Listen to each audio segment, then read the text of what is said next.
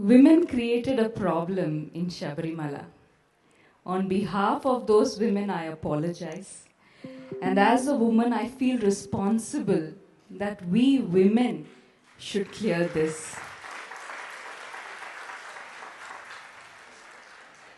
I undertook a study of the Shatchakra temples associated with Sabrimala, guided by Sri Arvind Subramaniam ji. I visited all the 5 temples except for Sabrimala. I meditated in each of those temples to understand how the Chaitanyam of the temple impacts the female body. Every temple has a direct impact on the human body. It has a direct impact on our health. As devotees, you don't need to know this. You already know it through your experience. When we stand in front of the deity and fold our hands, we experience that.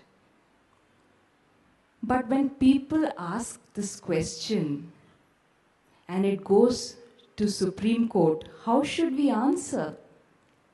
It is not enough that we have faith, that we experienced it. We should be able to explain it. I have made a small attempt to explain that in this book. I will keep it very short. I will tell in just 2 lines. No, 3 minutes, no problem. Thank you, You are Jayanji. also like Veeramani Raju. It is going very soothing. Coincidentally, tomorrow I am doing a session for Supreme Court advocates working on Sabrimala case in Delhi.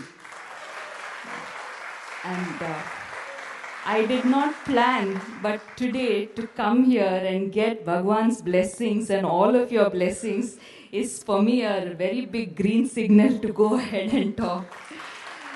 So, thank you, Jayanji. Extremely grateful.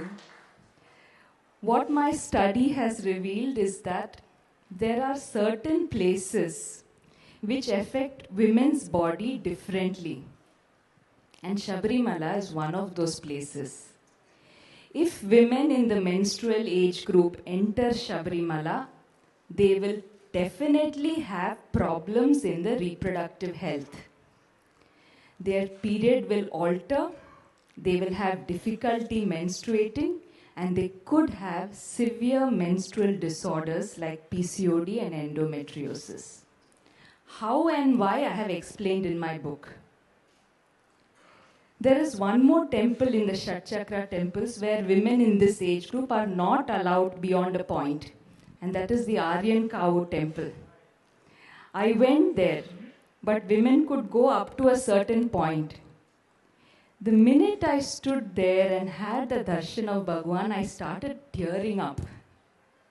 Now, for someone who has never even been to many temples, this was very strange. I started tearing up and I could not stop. And then I met Arvindji and asked him, what is there in Aryan Cow? Why is it having such an effect? But I actually understood something. After visiting Aryan Cow, my own cycle changed. And there is a reason for these restrictions. At the same time, I started my study from the Bhagavati temple in Chenganur. When I visited that temple, my cycle actually aligned with the earth's fertility cycle. That means you get your period with Amavasya. Every devotee who goes to Chenganur Bhagavati temple, if she is a woman in that age, she will experience how her health improves. But that same temple, I went the second time, there were at least 100 Ayyappa Swamis. And after visiting that, in the presence of those Ayyappa Swamis, my cycle was again disturbed.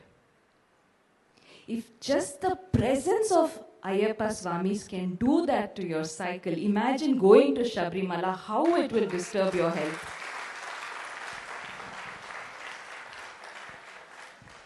So, the restriction on women is actually protection of women's fundamental right to health.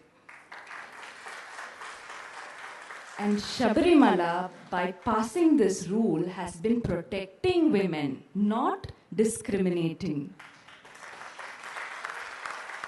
We have to take so much pride in our traditional knowledge because it understood things so scientifically.